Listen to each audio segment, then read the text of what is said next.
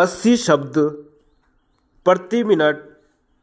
Dictation start करते हैं 5 second बाद।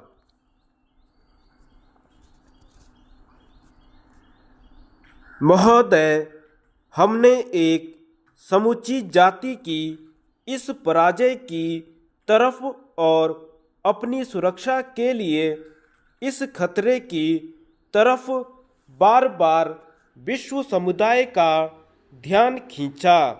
भारत पर इससे पड़ने वाले आर्थिक और दूसरे बोझों तथा भारत की सुरक्षा के लिए इससे उत्पन्न खतरे के बारे में सर्वत्र जनता ने सहानुभूति और समझ दिखाई, लेकिन वहाँ की सरकार नैतिक और राजनीतिक रूप से निष्प्राण दिखाई दी।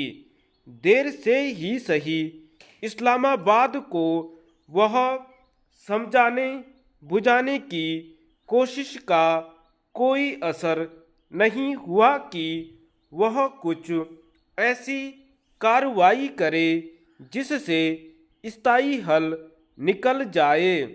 पश्चिमी पाकिस्तान की सेना का गुस्सा इस कारण बढ़ा कि बांग्लादेश की जनता उठ खड़ी हुई और उन मूल्यों के लिए लड़ी जिन्हें सेना नहीं समझ सकती और जिनका उसने पाकिस्तान के हर प्रांत में दमन किया है।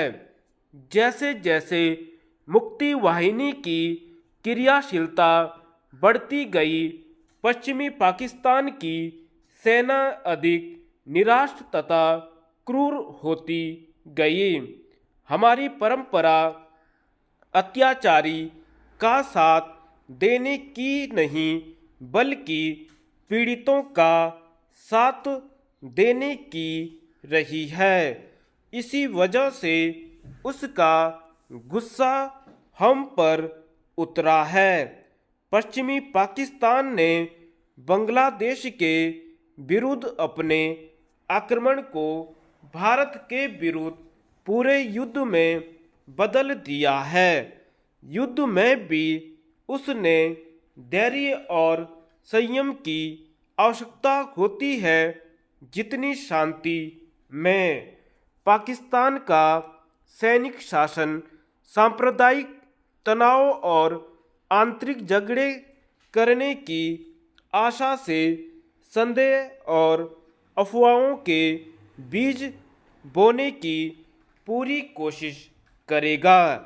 हमें एकता और अपने ऊंचे लक्ष्य का भाव बनाए रखना होगा। हमें लंबे संघर्ष के लिए तैयार रहना होगा।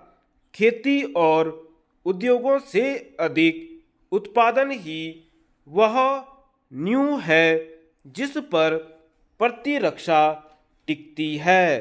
जवानों के साहस और लड़ने की क्षमता को किसान, कामगार, कारीगर और व्यापारी वर्ग की निष्ठा का सहारा मिलना चाहिए।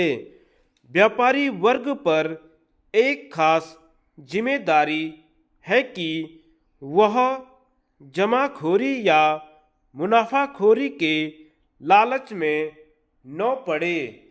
कलाकारों, लेखकों, अध्यापकों और विद्यार्थियों से राष्ट्र अपेक्षा करता है कि वे हमारे आदर्शों की रक्षा करेंगे और हमारा हौसला बुलंद रखेंगे। अपने देश की महिलाओं से मैं विशेष अपील करना चाहती हूँ कि वे अन्न का एक एक दाना और पैसा बचाएं और किसी तरह का अपव्यय और बर्बादी न होने दें। हम में से प्रत्येक का ध्यान राष्ट्र की शक्ति और स्थायी सामर्थ्य का निर्माण करेगा। हमने शांति का पक्ष लिया है, लेकिन शांति की भी रक्षा होनी चाहिए।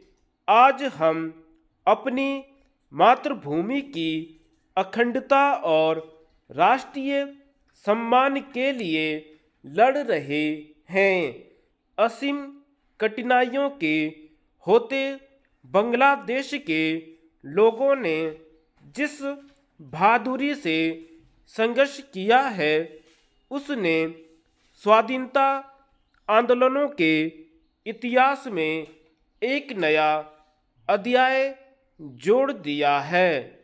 इससे पहले उन्होंने चुनावों में एक महान विजय प्राप्त की थी और पाकिस्तान के राष्ट्रपति के पाकिस्तान के प्रधानमंत्री बनने के अधिकार को भी स्वीकार कर लिया था। हम कभी नहीं जान पाएंगे कि यदि उदार रुख और यथार्थवादी रवैया सच्चा था, तो बाद में ऐसा क्या हुआ जिससे यह धोखे और खुली घृणा में बदल गया। धन्यवाद।